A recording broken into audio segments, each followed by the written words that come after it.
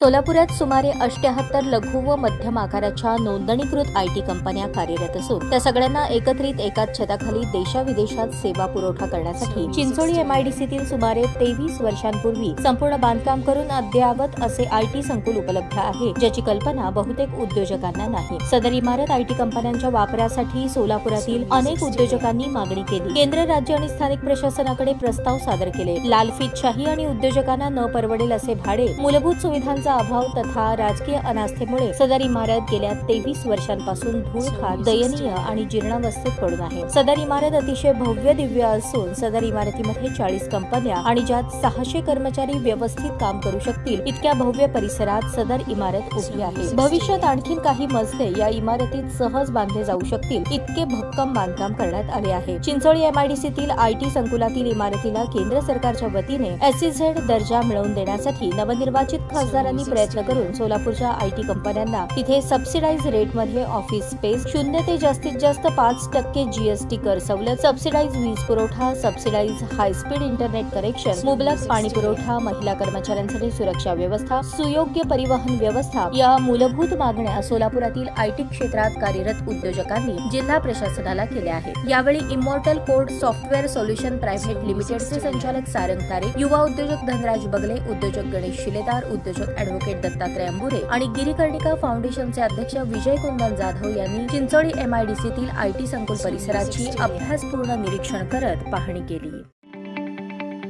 ताज्या बातम्या पाहण्यासाठी प्राईम महाराष्ट्र न्यूज चॅनलला सबस्क्राईब करा।